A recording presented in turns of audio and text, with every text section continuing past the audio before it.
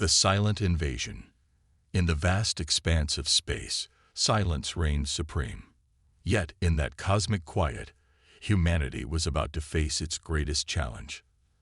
Dr. Samira Patel stood before the enormous holographic display in the heart of the Lunar Observatory, her dark eyes scanning the intricate web of data points and celestial bodies. Something was off. She couldn't quite put her finger on it, but years of studying the cosmos had honed her instincts to a razor's edge. "HFY." She called out to the observatory's eye assistant, "Run a deep scan of Sector 17, focusing on gravitational anomalies." "Certainly, Dr. Patel," the AI responded, its voice calm and reassuring. "Initiating deep scan now. This may take several minutes." As HFY worked, Samira's mind wandered to the events that had led her to this moment. Humanity had taken its first tentative steps into the solar system, establishing bases on the Moon and Mars. The discovery of element 115, dubbed stellarium, had revolutionized space travel, allowing for faster-than-light communication and the development of powerful energy shields. Yet, for all their advancements, humans had found no signs of intelligent alien life. Until now. "Scan complete," Araya announced, snapping Samira back to the present. "Anomaly detected in Sector 17. Gravitational distortions consistent with the presence of multiple large objects. However, no visual confirmation is possible." Samira's heart raced. "Cloaking technology," she whispered. "Araya, alert the United Earth Defense Council immediately. Priority Alpha." Within hours, the UEDC war room was a hive of activity. Military leaders, scientists, and politicians from around the world gathered, their faces grim as they absorbed the implications of Dr. Patel's discovery. Admiral Chen Wei, a veteran of the Mars colonial conflict, stood at the head of the table. "Ladies and gentlemen," he began, his voice steady despite the tension in the room, "it appears we are no longer alone in the universe, and our visitors do not seem interested in making friends." Holographic displays flickered to life, showing the estimated size and position of the cloaked alien fleet. It was massive, easily dwarfing Earth's combined space forces. "How did they get so close without us noticing?" demanded General Sarah O'Connor, her Irish accent thickening with anger. Dr. Patel stepped forward. "Their cloaking technology is unlike anything we've ever seen. It doesn't just bend light. It seems to warp space itself around their ships. If it weren't for the gravitational effects, we might never have detected them." The room fell silent as the implications sank in. Humanity was facing a technologically superior alien force that had managed to slip past their defenses undetected. Admiral Chen spoke again, his voice cutting through the tension. "We may be outgunned, but we're not beaten. Humanity has faced extinction-level threats before and survived. We'll do so again." He turned to a tall, lanky man standing in the corner. "Dr. Nikolai Volkov, I believe it's time to unveil Project Aegis."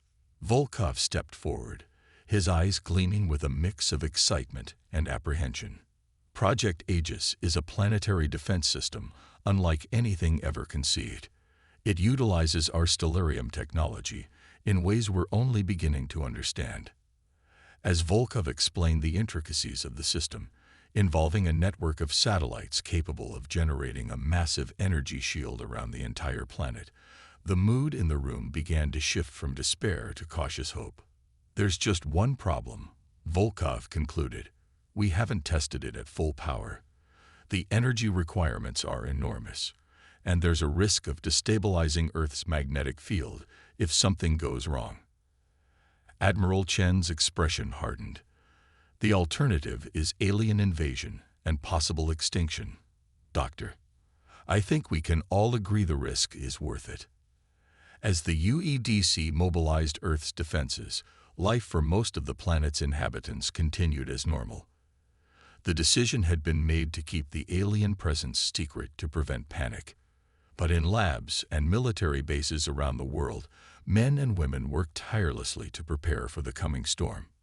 In orbit around Mars, Captain Zora Rodriguez of the UES Horizon watched as her crew ran battle drills for the 1,000th time. The Horizon was Earth's most advanced warship, equipped with stellarium-powered weapons and shields. But even she knew it might not be enough against the alien armada. "Captain," her XO called out, "we're receiving a priority transmission from Admiral Chen." Zara's heart sank as she listened to the Admiral's message. The aliens had begun to move, their massive fleet advancing slowly but inexorably towards Earth. The Horizon, along with the rest of the Mars Defense Fleet, was being recalled to make a last stand in defense of humanity's homeworld. As the Horizon prepared to jump to Earth, Zara addressed her crew. "I won't lie to you," she said, her voice firm. "We're facing an enemy unlike any we've encountered before. But remember this.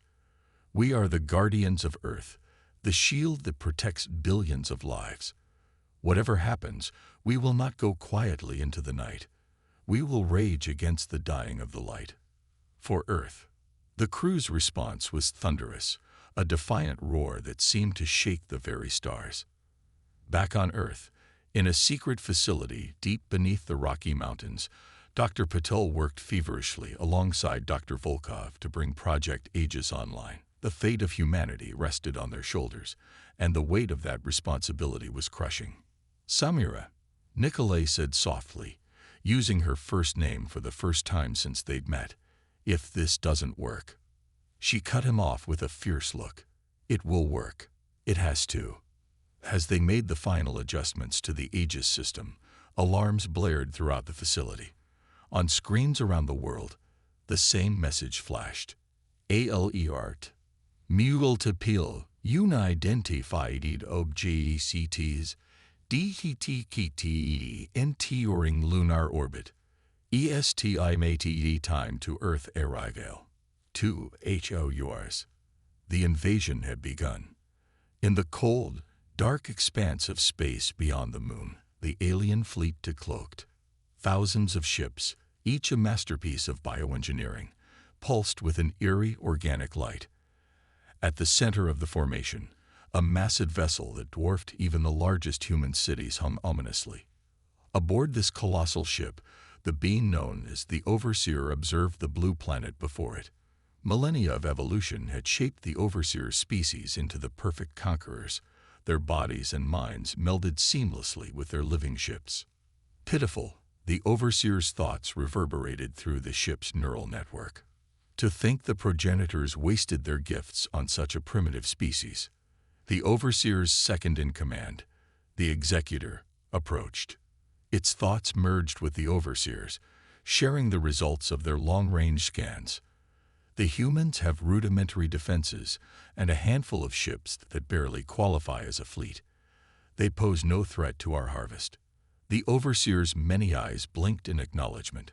Perhaps, but complacency is the first step towards defeat, Executor. We will proceed as planned. Prepare the first wave of the harvest. As the alien armada advanced towards Earth, humanity's defenders scrambled to their positions. The Mars Defense Fleet, led by Captain Rodriguez's Horizon, took up formation around the planet. On the ground, military forces mobilized, and civilian populations were quietly moved to underground shelters under the guise of a global emergency drill. In the Rocky Mountain facility, Dr. Patel and Dr. Volkov worked frantically to bring Project Aegis online. The massive energy requirements had caused power fluctuations across the globe, and Earth's magnetic field was showing signs of instability. "We're out of time," Samira said, her fingers flying across the holographic interface. "We have to activate it now, ready or not." Nikolai nodded grimly.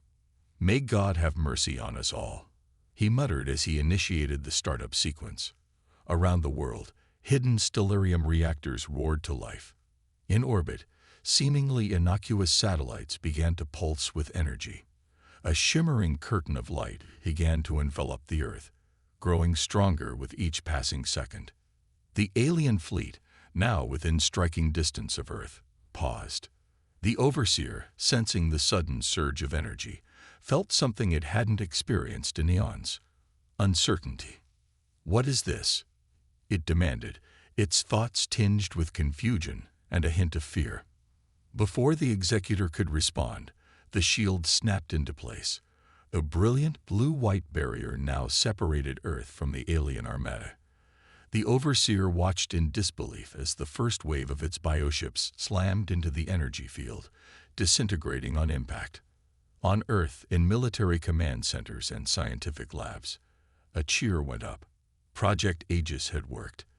They had a defense against the seemingly invincible alien force. But the victory was short-lived. The overseer, recovering quickly from its shock, began to analyze the shield. Interesting, it mused. Primitive, yet effective. But every shield has a weakness. As the alien fleet regrouped and began probing the Aegis shield for vulnerabilities, humanity prepared for the next phase of the battle. They had bought themselves time, but the war was far from over.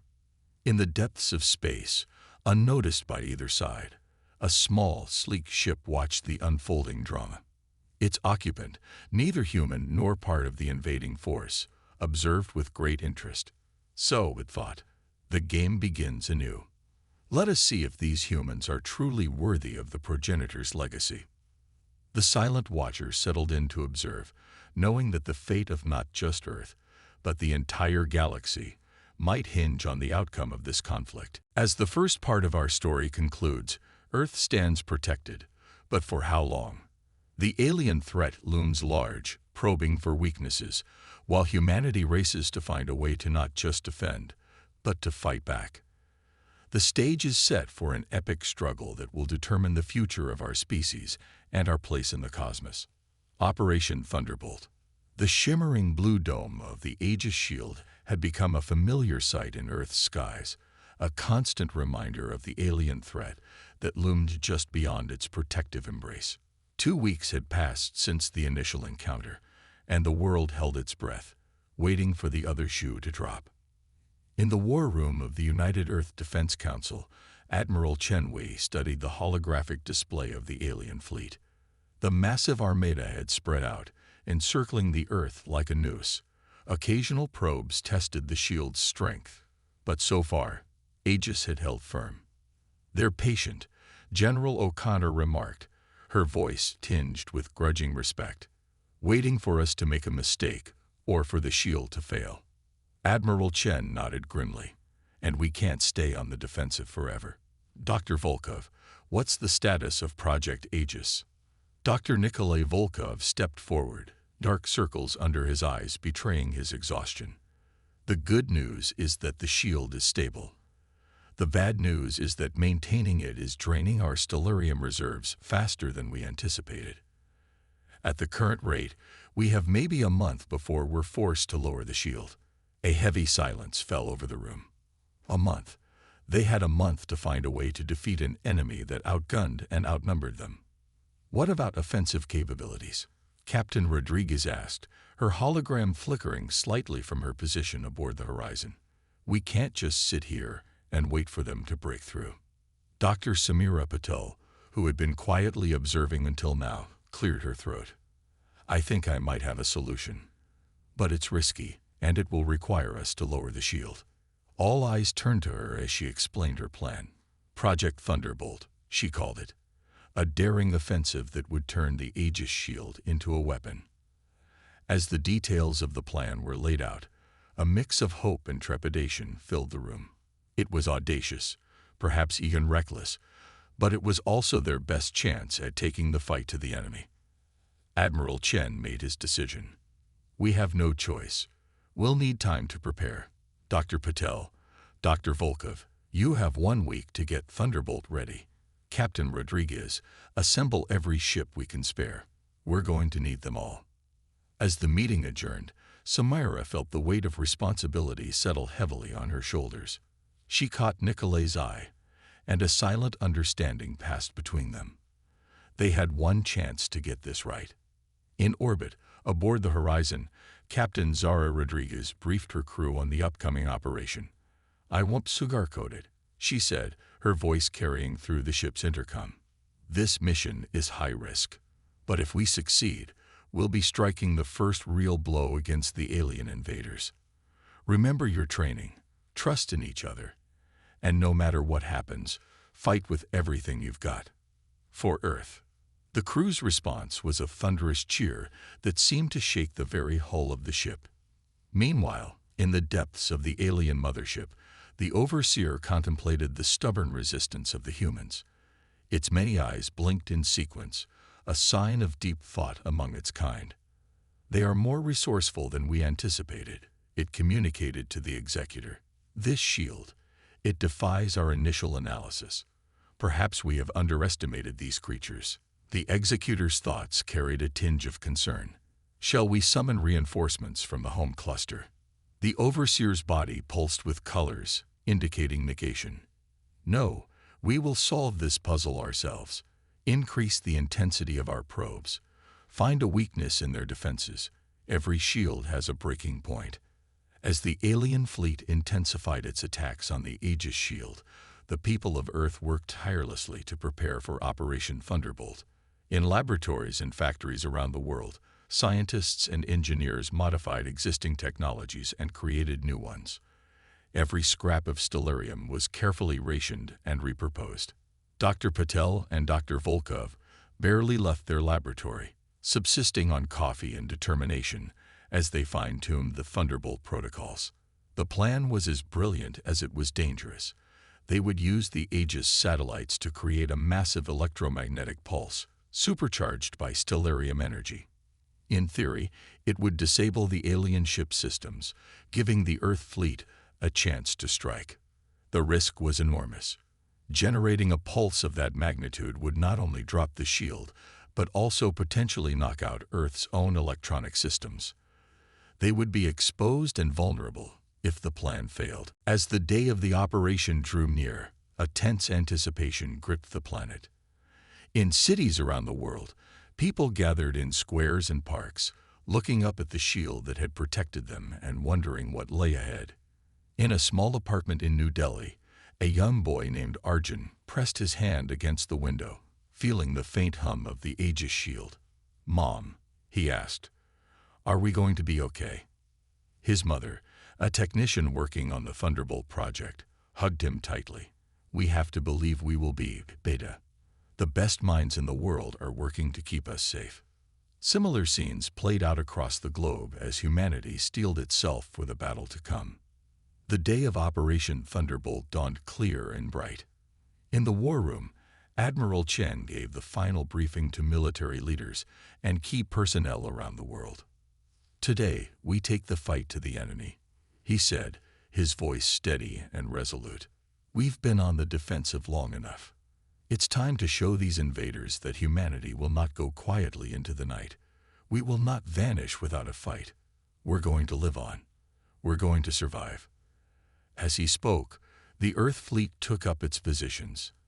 Every ship that could fly had been pressed into service, from the newest stellarium-powered cruisers to retrofitted civilian vessels.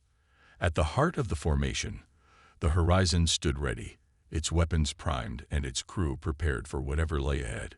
In the control center of Project Aegis, Dr. Patel and Dr. Volkov made their final checks. The modified satellites were in position, each one a ticking time bomb of electromagnetic energy waiting to be unleashed. "All systems are go," Samira reported, her voice tight with tension. "Awaiting your command, Admiral." Admiral Chen took a deep breath, feeling the weight of history on his shoulders. "Initiate Operation Thunderbolt." With those words, the greatest gamble in human history began. The Aegis shield flickered and died, leaving Earth exposed for the first time in 2 weeks. For a moment, an eerie calm settled over the battlefield. Then, all hell broke loose. The alien fleet, sensing the shield's collapse, surged forward, but they had fallen into humanity's trap. As they crossed the threshold where the shield had been, Dr. Patel activated the Thunderbolt pulse. A wave of blinding energy erupted from the Aegis satellites, washing over the alien armada. Ship after ship went dark, their biomechanical systems overloaded by the massive electromagnetic surge. "It worked," Dr. Volkov shouted, his normally calm demeanor cracking with excitement. "Their ships are disabled." But the victory was short-lived. As the pulse dissipated, it became clear that not all of the alien vessels had been affected. The mothership, protected by its immense size and advanced shielding, remained operational. All ships engage. Admiral Chen commanded. Take out as many disabled vessels as you can before they recover. The Earth fleet sprang into action. Lasers and stellarium-powered missiles streaked across space, tearing into the vulnerable alien ships. On the Horizon's bridge, Captain Rodriguez barked orders as her gunners targeted the largest of the disabled vessels. Keep firing, she yelled over the din of battle. Don't give them a chance to regroup. For a glorious few minutes, it seemed as though humanity might snatch an improbable victory from the jaws of defeat. Dozens of alien ships exploded or drifted powerless in space, easy prey for the human fleet. But the tide of battle quickly turned. The alien mothership, recovering from the initial shock of the attack, began to emit a strange, pulsating energy. Disabled ships in its vicinity started to power up, their biomechanical systems regenerating at an astonishing rate. Impossible, Dr. Patel whispered as she watched the sensor readings. They're healing themselves. The overseer, its consciousness linked directly to the mothership, felt a surge of what could only be described as admiration. Clever, it thought. These humans are full of surprises, but now it's our turn. With a thought, the overseer unleashed the full might of its recovered fleet. Bioships swarmed the human vessels, their weapons tearing through hulls with terrifying ease. The space around Earth became a graveyard of twisted metal and floating debris. On the horizon, Captain Rodriguez fought to keep her ship in one piece as it took hit after hit. Evasive maneuvers, she shouted. Get us out of here. But there was nowhere to run. The alien ships were faster, more agile, and seemingly impervious to sustained damage. One by one, Earth's defenders fell. In the war room, Admiral Chen watched in horror as the battle turned into a rout. Get our people out of there, he ordered, his voice heavy with defeat. Saving lives is more important than a hopeless last stand. As the remnants of the Earth fleet retreated, the alien armada pressed its advantage. The mothership moved into low orbit, its massive form blotting out the sun over much of the planet. The overseer's thoughts echoed through the neural network of its fleet. Begin the harvest. Let these humans see the futility of their resistance. Around the world, smaller alien craft began to descend through the atmosphere. The ground phase of the invasion had begun. In the aftermath of the failed Operation Thunderbolt, Earth's leaders gathered once more in the UEDC war room. The mood was somber, the weight of their defeat hanging heavy in the air. We underestimated them, General O'Connor said, breaking the silence. Their ability to adapt, to heal. We never stood a chance. Admiral Chen nodded grimly. Perhaps, but we're not beaten yet. As long as there's a single human left standing, this war isn't over. Dr. Patel, her face pale with exhaustion and worry, spoke up. There's something else. During the battle, I detected some unusual energy readings from the mothership. It's not just a vessel. It's alive, somehow. And I think it's trying to communicate. A murmur ran through the room. The implications were staggering. If the aliens were trying to communicate, perhaps there was hope for a diplomatic solution. But before they could discuss further, alarms blared throughout the facility. On screens around the room, satellite imagery showed alien dropships landing in major cities across the globe. Admiral Chen's expression hardened. It seems our visitors are done waiting. Whether they want to talk or not, we need to find a way to fight back. And fast. As the meeting adjourned, each person in the room knew that the real battle for Earth's survival was only just beginning. The aliens might have won the first round, but humanity was far from defeated. In labs and bunkers around the world, scientists and soldiers alike prepared for the next phase of the war. And somewhere in the vastness of space, the silent watcher observed the unfolding drama with growing interest. Fascinating, it thought. Perhaps these humans are worthy after all. The true test is yet to come. As Part 2 concludes, Earth faces its darkest hour. The alien invasion has begun in earnest, and humanity's first major counteroffensive has failed. But in the ashes of defeat, the seeds of hope remain. The war for Earth's future has only just begun, and the greatest challenges, and perhaps the greatest triumphs, lie ahead. The quantum gambit. The world had changed overnight. Alien dropships descended from the skies, their biomechanical forms like grotesque insects alighting on the face of the Earth. Major cities around the globe became battlegrounds as humanity fought desperately against the invaders.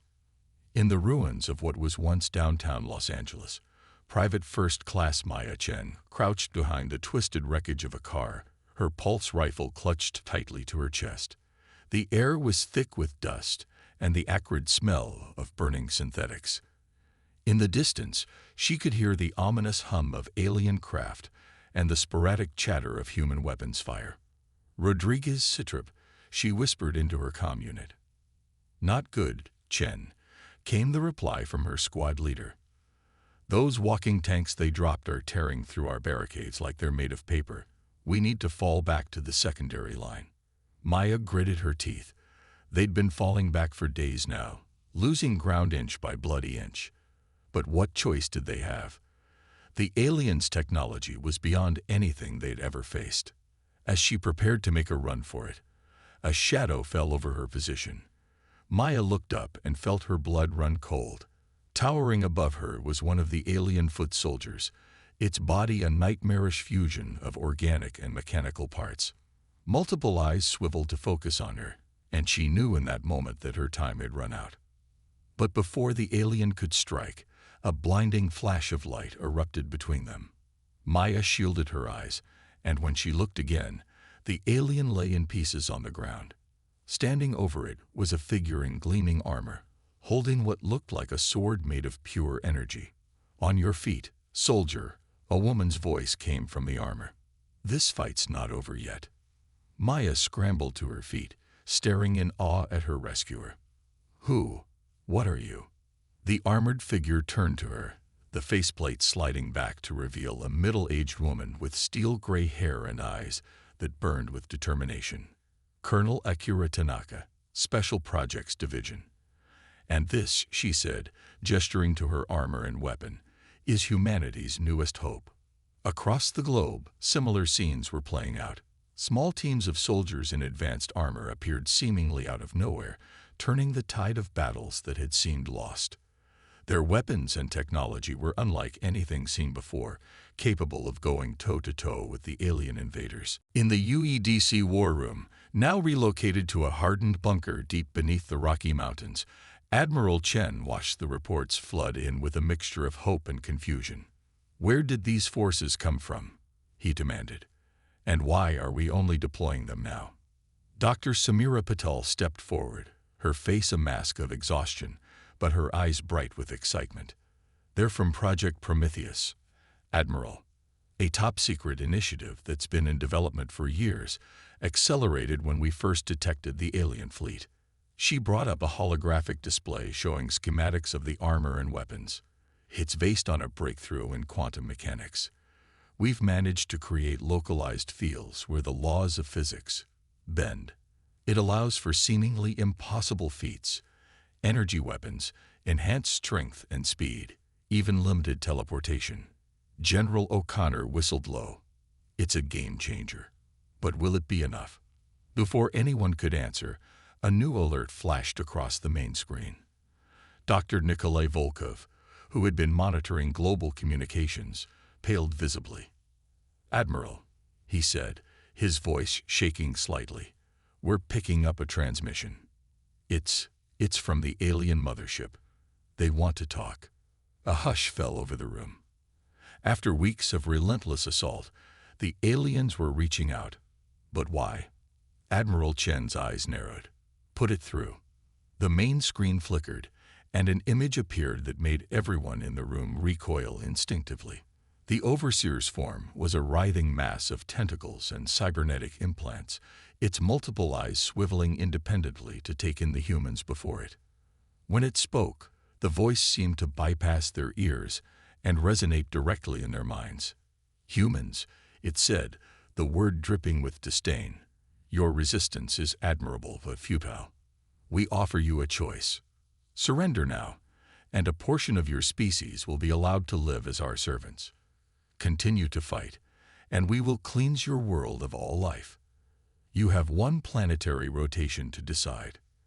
The transmission cut off abruptly, leaving the war room in stunned silence.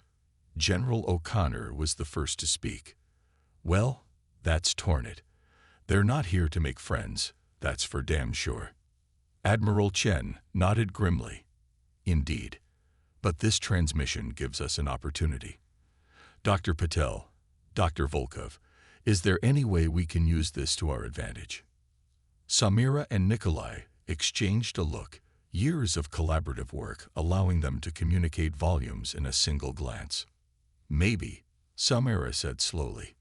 If we could analyze the transmission, find a way to trace it back to its source, we might be able to locate a weakness in the mothership's defenses. Nikolai finished. Admiral Chen leaned forward, a spark of hope igniting in his eyes. Do it. In the meantime, we'll continue to deploy our Prometheus units to hold the line on the ground. We need to buy time. As the meeting adjourned, each person left with a renewed sense of purpose. They had a plan, however tenuous, and for the first time since the invasion began, they had hope. In Los Angeles, Maya Chen found herself fighting alongside Colonel Tanaka and her Prometheus team. The advanced weaponry and armor were turning the tide, pushing the aliens back block by bloody block. How does this stuff work? Maya asked as she watched Tanaka phase through a solid wall to flank an alien position. Tanaka grinned, the expression fierce behind her faceplate. Honestly, I only understand about half of it myself. Something about quantum fields and probability manipulation. All I know is that it works, and it's giving us a fighting chance. As they fought, Maya couldn't help but feel a surge of pride. Humanity might be outgunned and outnumbered, but they weren't going down without a fight. Meanwhile, in orbit, the alien mothership hung like a malevolent cloud over the Earth. Inside its cavernous central chamber, the Overseer communed with the ship's living systems. Its consciousness expanded to encompass the entire fleet. The humans continued to resist. It communicated to the Executor. Their new weapons are concerning. Perhaps we underestimated their capacity for adaptation. The Executor's thoughts carried a note of caution. Should we not call for reinforcements? The home cluster would send aid. The Overseer's body pulsed with colors indicating negation and irritation. No, this is our harvest. We will not share the glory or the spoils. Increase the intensity of our attacks. Overwhelm them with sheer numbers. Every species has a breaking point. We will find theirs. As the Overseer issued its commands, it remained unaware that its transmission to Earth had opened a small but crucial backdoor. In their secret lab, Dr. Patel and Dr. Volkov worked feverishly to exploit this vulnerability. Look at this, Samira said, pointing to a complex series of equations scrolling across her screen. The alien communication doesn't just carry audio and visual information. It's like their entire language is based on mathematical principles. Nikolai leaned in, his eyes widening as he grasped the implications. If we can decipher it, we might be able to understand their technology, maybe even interfere with it. Their excitement was short-lived, however, as a new alert flashed across their screens. The alien fleet was on the move, descending from orbit in greater numbers than ever before. All across the planet, the intensity of the invasion ramped up. Alien dropships darkened the skies, disgorging wave after wave of biomechanical horrors. The Prometheus units fought valiantly, their advanced technology allowing them to hold their own against impossible odds. But they were vastly outnumbered, and for every alien they felled, 10 more took its place. In New York, the Statue of Liberty fell, toppled by a massive alien walker. In Beijing, the Forbidden City became a battleground, its ancient stones scorched by energy weapons. The pyramids of Giza, standing for millennia, crumbled under the onslaught of alien bombardment. Humanity fought back with everything it had. Conventional militaries supported the Prometheus units, buying time with their lives. Civilian militias formed in occupied territories, waging a guerrilla war against the invaders. Every scrap of technology, every ounce of human ingenuity and courage, was thrown into the fight. But it wasn't enough. City by city, country by country, Earth's defenses were overwhelmed. The alien tide seemed unstoppable. In the UEDC bunker, Admiral Chen watched with growing despair as the holographic display of Earth was slowly consumed by red, indicating alien-controlled territory. "We need more time," Dr. Patel pleaded. "We're close to a breakthrough. If we can just hold out a little longer." Admiral Chen's face was grim. "We're out of time, Doctor. We need a miracle." As if in answer to his words, a new alert pinged on the main screen. Dr. Volkov, who had been monitoring deep space communications, suddenly sat up straight, his eyes wide with disbelief. "Admiral," he said, his voice trembling with excitement, "we're picking up a transmission. It's not from the aliens. It's coming from beyond our solar system." The room fell silent as Nikolai put the transmission on the main speakers. A voice, unmistakably human but somehow different, filled the air. "People of Earth, hold fast. You are not alone. The Vanguard is coming." As the message repeated, Admiral Chen turned to his stunned staff. "It seems," he said, a note of wonder in his voice, "that the universe has more surprises in store for us." High above the Earth, beyond the range of both human and alien sensors, a sleek ship of unknown design dropped out of faster-than-light travel. Its captain, a being that appeared human but was something more, gazed down at the embattled planet.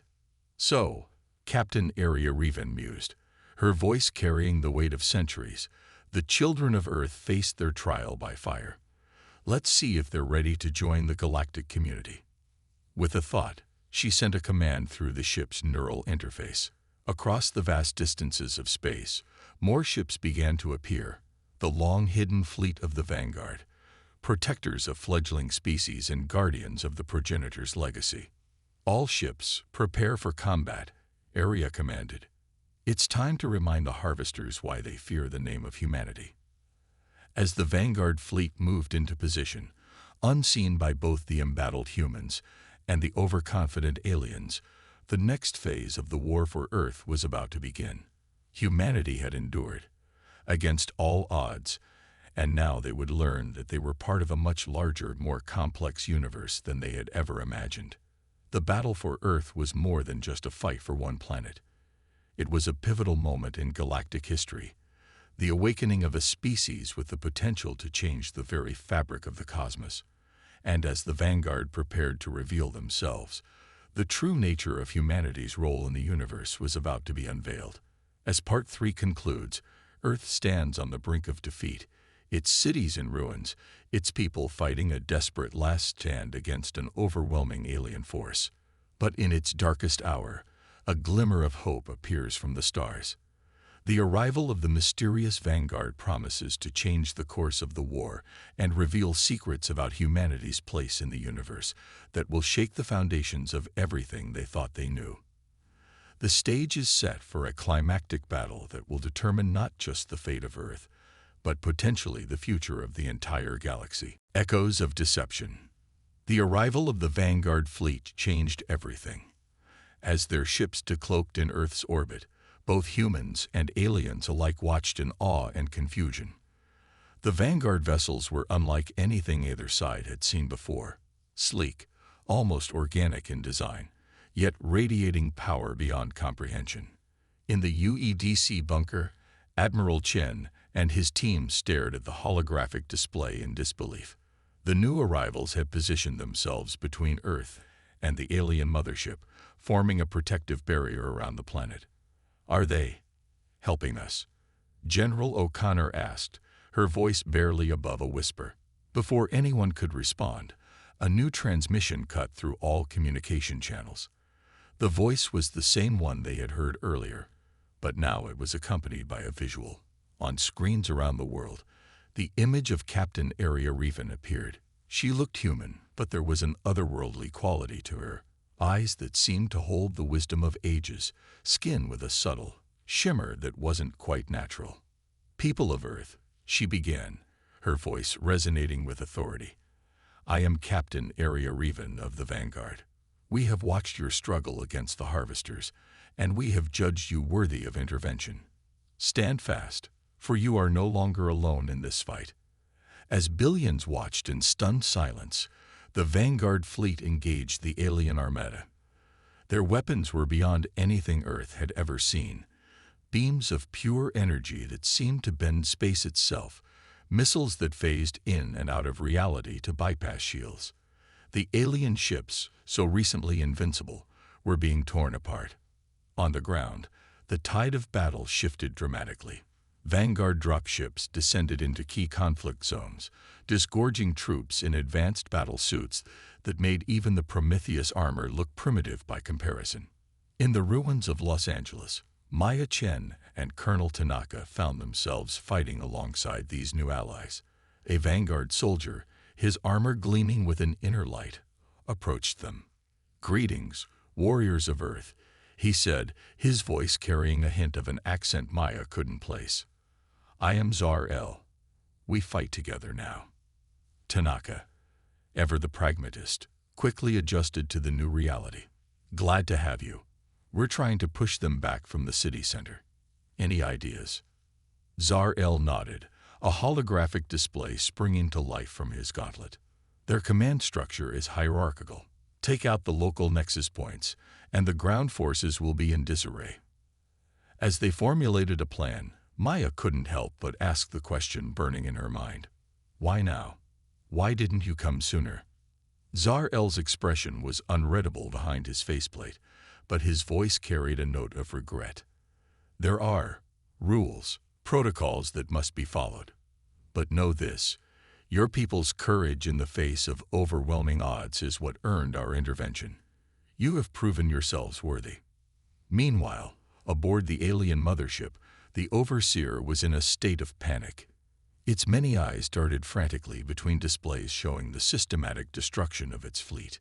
"Impossible," it chittered, its thoughts a chaotic swirl of disbelief and fear. "The Vanguard cannot be here. This sector was deemed safe." The Executor, struggling to maintain composure, attempted to formulate a response. "We should retreat, Overseer. Regroup with the home cluster. We cannot stand against." "No," the Overseer's thoughts lashed out, causing the Executor to recoil. "We cannot fail. The harvest must continue. Divert all power to the primary weapon. We will cleanse this entire system if we must." As the alien mothership began to pulse with ominous energy, the true scale of the threat became apparent. Back in the UEDC bunker, Dr. Patel and Dr. Volkov were working furiously to decipher the alien communications they had intercepted. With the immediate threat lessened by the Vanguard's intervention, they could focus on unraveling the mysteries of the alien language. "Look at this," Samira said, pointing to a complex series of equations. "It's not just a language. It's a code. A key to manipulating quantum fields on a massive scale." Nicolay's eyes widened as he grasped the implications. "If we can crack this, we might be able to interfere with their systems directly. Maybe even shut down that weapon they're charging." As they worked, Admiral Chen received a priority communication from Captain Revan. Her face appeared on the main screen, her expression grave. "Admiral, we've detected a massive energy buildup in the alien mothership. If our calculations are correct, they're preparing to unleash a weapon capable of destroying not just Earth, but a significant portion of your solar system." Chen's face paled. "Can you stop it?" Revan shook her head. "Not from the outside. Their defenses are too strong. We need to strike at the heart of their ship, but our forces are spread thin containing their fleet. We need your help." A plan quickly formed. The Vanguard would create a breach in the mothership's defenses, allowing a small team to infiltrate and disable the weapon from within. But the team would need to include humans. Their unique quantum technology, combined with their intimate knowledge of the enemy, made them essential to the mission's success. Colonel Tanaka, with her Prometheus armor and combat experience, was the obvious choice to lead the human contingent. To everyone's surprise, Dr. Patel volunteered to join the team. "I spent weeks studying their language and technology," she argued. "You'll need me to interface with their systems." Despite protests from Dr. Volkov and others, the decision was made. The fate of Earth, perhaps the entire solar system, would rest on this small joint human vanguard team. As preparations for the mission began, a startling discovery was made. The Silent Watcher, the being that had observed the conflict from the shadows, revealed itself. It was a progenitor, one of the ancient race that had seeded the galaxy with life eons ago. The progenitor's ship decloaked near the vanguard fleet, causing a flurry of activity. Captain Revan herself seemed taken aback by this development. "This is unprecedented," she murmured. "The progenitors haven't directly intervened in galactic affairs for millions of years." The progenitor, a being of energy and light barely contained within a humanoid form, communicated directly into the minds of key individuals on both sides of the conflict. "The time has come," its thoughts resonated, carrying the weight of eons. "The trial is complete. Humanity has proven its worth, not just in courage, but in compassion and ingenuity. But the true test is yet to come." As the progenitor's message sank in, a shocking realization dawned on Dr. Patel. She turned to Admiral Chen, her eyes wide with understanding. "Admiral," she said, her voice trembling, "I don't think this invasion is what we thought it was. The harvesters, the vanguard, even the progenitors, it's all part of something bigger. A test, a trial for our entire species." Chen's brow furrowed. "What are you saying, Doctor?"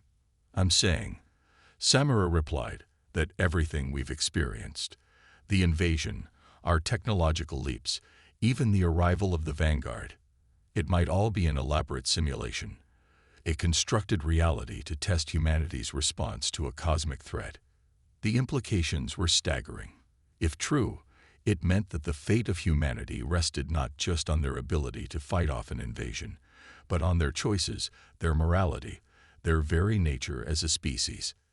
As the infiltration team prepared for their mission, this new understanding added an extra layer of complexity to their task.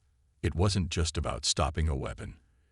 It was about proving humanity's worth on a cosmic scale. Colonel Tanaka, Dr. Patel, and their vanguard allies boarded a stealth shuttle, ready to embark on their desperate mission. As they approached the alien mothership, Tanaka turned to her team. "Remember," she said, her voice steady despite the weight of their task, "whatever happens in there, whatever we face, we're not just fighting for Earth. We're fighting for the very idea of humanity. Let's show the universe what we're made of." With that, the shuttle slipped through the breach in the mothership's defenses, carrying with it the hopes of not just Earth, but potentially all of human destiny. Inside the mothership, the team found themselves in an environment that defied conventional physics. Corridors shifted and reformed, gravity fluctuated wildly, and the very air seemed alive with malevolent intent. "Stay focused," Zar-El warned, as they navigated the ever-changing labyrinth. "The ship is alive, in a sense. It will try to confuse and separate us." Dr. Patel, her mind racing to process the alien mathematics surrounding them, began to see patterns in the chaos. "This way," she said, pointing down a corridor that seemed to pulse with energy. "The weapons core should be in this direction." As they progressed deeper into the ship, they encountered scattered resistance, alien defenders that seemed more confused than hostile. It was as if the ship itself was diverting most of its energy to the weapon, leaving its internal defenses weakened. Finally, they reached a massive chamber at the heart of the ship. In its center floated a swirling vortex of energy, so bright it hurt to look at directly. Surrounding it were various control interfaces, their surfaces crawling with alien script that shifted and changed continuously. "That's it," Dr. Patel breathed, her eyes wide with a mixture of awe and fear. The quantum core, it's beautiful. Colonel Tanaka was all business. Can you shut it down? Samira nodded, already moving towards one of the interfaces. I think so, but I'll need time. And it won't be easy. The system will fight back. As Dr. Paddle began her work, interfacing with the alien technology using a combination of her knowledge and the Vanguard's advanced tech, the rest of the team formed a defensive perimeter. They didn't have to wait long for a response. The Overseer's voice boomed through the chamber, its thoughts invading their minds with crushing force. Foolish creatures, you understand nothing of what you face. The harvest is eternal, necessary. Your resistance dooms not just yourselves, but countless worlds. As the voice faded, the chamber came alive with defenses. Swarms of nanobots coalesced into deadly forms. Energy beams lashed out from hidden emitters, and the very floor beneath their feet began to undulate and shift. Colonel Tanaka and the Vanguard soldiers fought with everything they had, their advanced weapons and armor pushed to the limit. But for every threat they neutralized, two more seemed to appear. How much longer? Tanaka shouted over the din of battle, her armor scorched and dented. Almost there, Dr. Patel called back, her fingers flying over the alien interface. The system is adapting, but so am I. Just a little more time. As the battle reached its crescendo, with the team barely holding on against the onslaught of the ship's defenses, a blinding light filled the chamber. The progenitor materialized in their midst, its form a beacon of pure energy. Enough, its thoughts resonated, freezing everything in place. The trial is complete. Judgment will now be rendered.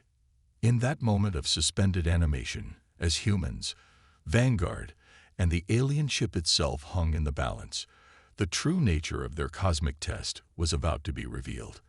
The fate of not just Earth, but the entire galaxy, rested on the decisions made in the next few moments. As Part 4 concludes, our heroes stand at the precipice of a revelation that will shake the foundations of their understanding of the universe. The lines between reality and simulation, between friend and foe, have blurred. As the progenitor prepares to render its judgment, the question remains, has humanity proven itself worthy of joining the galactic community, or will they be found wanting? The final act of this cosmic drama is about to unfold, with consequences that will echo across the stars for eons to come. Ascension. The progenitor's presence filled the chamber, its radiant form casting everything else into sharp relief. Time seemed to stand still as the being's consciousness touched the minds of everyone present. Human, Vanguard, and even the alien Overseer. The trial is complete. The progenitor's thoughts resonated, carrying the weight of eons. You have all played your parts, knowingly or not, in a test as old as the stars themselves. With a gesture, the progenitor created a shimmering holographic display that filled the chamber. It showed Earth, but not as they knew it. The planet was whole, untouched by the devastation of war. Beside it, images of the alien fleet and the Vanguard ships flickered and faded like mirages. What you have experienced, the progenitor continued, was a simulation of unprecedented scale. A test of character, of resilience, of the very essence of what it means to be sentient. The revelation hit each of them differently. Colonel Tanaka's hand tightened on her weapon, her soldier's instincts warring with the reality before her. Dr. Patel's eyes widened in understanding, her brilliant mind already racing to comprehend the implications. The Vanguard soldiers stood impassive, as if this turn of events was not entirely unexpected. And the Overseer, its many eyes darting frantically, seemed to shrink in on itself, its fearsome presence diminished in the light of truth. But why? Dr. Patel found her voice, stepping forward. Why put us through this? The devastation, the loss. The progenitor's form shifted, taking on a more humanoid appearance to better communicate with them. To prepare you, child of Earth. Your species stands on the brink of a great leap. Your mastery of quantum mechanics, your development of the Prometheus technology. These are the first steps towards becoming a true cosmic civilization. But with great power comes great responsibility. Images flashed through the holographic display. Worlds in ruins, entire solar systems reduced to ash, the aftermath of wars waged with technologies beyond human comprehension. The galaxy is vast and full of wonders. The progenitor continued, but also dangers beyond your imagining. We needed to know if humanity had the wisdom to wield cosmic power responsibly, if you had the strength to face annihilation and still retain your compassion, your drive to protect not just yourselves, but others. Colonel Tanaka stepped forward, her voice tight with controlled anger. So all of this, the deaths, the destruction, it was all fake. Just some cosmic test. The progenitor turned its gaze to her, its eyes filled with a mixture of sadness and understanding. The experience was real, Colonel. The emotions, the choices, the growth, all of it was genuine. Only the physical consequences were simulated. Your people will awaken on Earth with memories of a war that never physically happened, but the lessons learned, the bonds forged, those are very real. As the implications sank in, the overseer finally spoke, its thoughts a chaotic swirl of confusion and fear. And what of us? Were we merely puppets in your grand design? The progenitor's attention shifted to the alien entity. You, overseer, and your kind, were once like humanity. A young species full of potential. But you chose a path of conquest and consumption. This simulation was as much a chance for your redemption as it was a test for humanity. Your choices here will determine the fate of your entire species. With another gesture, the progenitor expanded the holographic display, showing the vast expanse of the galaxy. Countless worlds teemed with life, some familiar, others utterly alien. Humanity stands at a crossroads, the progenitor announced. You have proven yourselves worthy of joining the galactic community, but the choice of how to proceed is yours. 3 distinct paths appeared in the display. The first showed Earth isolated, protected by a powerful shield, advancing its technology in solitude.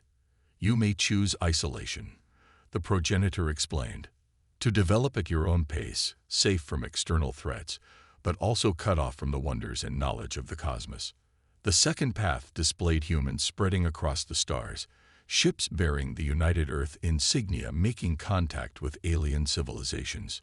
You may choose to join the galactic community as you are, to learn and grow alongside other species, facing the challenges and reaping the rewards of cosmic citizenship. The third option was more abstract. It showed humans evolving, their forms becoming luminous, merging with advanced technology, until they were something more. Or you may choose ascension, the progenitor said, to follow in our footsteps, to become beings of energy and thought, to help guide the younger races as we have done. The chamber fell silent as the weight of the choice settled upon them. Dr. Patel, her scientific curiosity warring with caution, asked, How? How do we decide?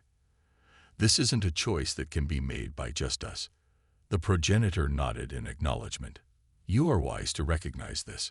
The choice will be presented to your entire species. Every human on Earth will receive a vision, much like this one, explaining the situation and the options before them. The collective will of humanity will determine your path. As the progenitor spoke, back on Earth, billions of humans suddenly found their consciousness expanded, receiving the cosmic vision. In homes, workplaces, and public spaces, people stopped in their tracks, their minds filled with the grandeur of the galaxy and the weight of the choice before them. In the White House, President Amelia Flores stood motionless, her eyes wide as she absorbed the vision. In a small village in rural India, a farmer named Rajesh Kumar looked to the sky with new understanding.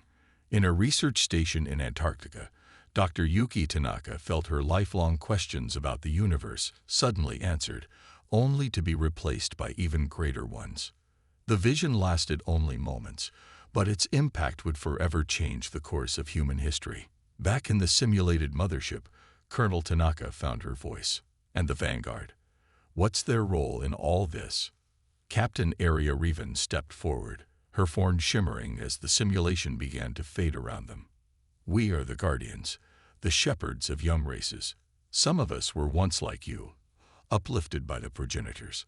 Others are the descendants of ancient civilizations who chose to dedicate themselves to guiding the next generation of cosmic citizens. Dr. Patel, her mind racing with the implications, turned to the progenitor. You said this was a test for the overseer's species as well. What becomes of them? The progenitor's form shifted, its gaze turning to the alien entity. Their fate, too, will be determined by choice. They have seen the consequences of their path of conquest. Now they must decide if they will change course, or continue down a road that leads only to destruction. The overseer, its once domineering presence now diminished, seemed to consider this. Its many eyes blinked in sequence, a sign of deep contemplation. Finally, it spoke, its thoughts tinged with a new emotion, humility. I have much to reconsider, it said. Perhaps there is another way, one that does not require the subjugation of others to ensure our survival. As the simulation continued to dissolve around them, the progenitor addressed them one last time. You will all return to your realities now, with the knowledge and experiences gained here. The choice that humanity makes will shape not only your future, but will have ripple effects across the galaxy. Choose wisely, for the cosmos awaits. With a flash of light, the simulation ended. Colonel Tanaka found herself back in her apartment in Washington, D.C., the memories of the war still vivid, but now contextualized by the greater truth. Dr. Patil awoke in her lab, her mind buzzing with the advanced mathematics she had learned. All across the Earth, humans came back to themselves, forever changed by the experience. In the days that followed, the world was in a state of controlled chaos. The sudden, shared vision had united humanity in a way never before seen. Old conflicts and divisions seemed petty in the face of the cosmic choice before them. Governments convened emergency sessions, religious leaders sought to reconcile their faiths with the new reality, and ordinary citizens debated the three paths in homes and town squares. Dr. Patel found herself at the center of a global scientific effort to understand the implications of each choice. The isolation option promised safety, but at the cost of limiting human potential. Joining the galactic community offered incredible opportunities for growth and discovery, but also exposed Earth to unknown risks. And ascension, the possibility of becoming like the progenitors, was tantalizing, but many feared losing their humanity in the process. Colonel Tanaka, her military experience providing a unique perspective, worked with global leaders to assess the strategic implications of each path. She couldn't help but feel that humanity's warlike tendencies might make them poor galactic citizens, yet the thought of isolation chafed against her adventurous spirit. As the debate raged, a surprising voice entered the global conversation. Using the advanced communication techniques learned during the simulation, Dr. Patel managed to establish contact with the overseer. The alien entity, chastened by its experience, offered insights into the wider galaxy and the consequences of choices made by other species. We chose conquest, the overseer explained, its thoughts now tinged with regret, believing it the only path to survival. We were wrong.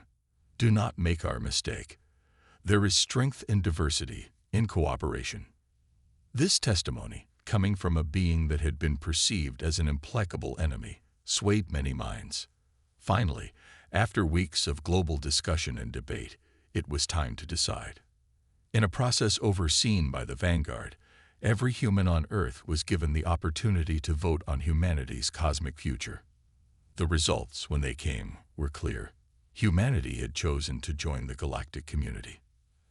As the decision was announced, a sense of excitement and trepidation swept across the globe. Humanity was stepping onto a much larger stage, one filled with wonders and dangers beyond their imagining. In the aftermath of the decision, changes came swiftly. The Vanguard established an embassy on Earth, facilitating humanity's integration into galactic society. Dr. Patel found herself leading a team of scientists working to adapt alien technologies for human use, pushing the boundaries of what was thought possible. Colonel Tanaka, Her skills honed by the simulated war was chosen to command Earth's first true interstellar vessel. As she stood on the bridge of the UES Odyssey, preparing for its maiden voyage, she felt a sense of pride and purpose she had never known before. And far above the Earth, visible to all as a twinkling star in the night sky, the progenitor watched.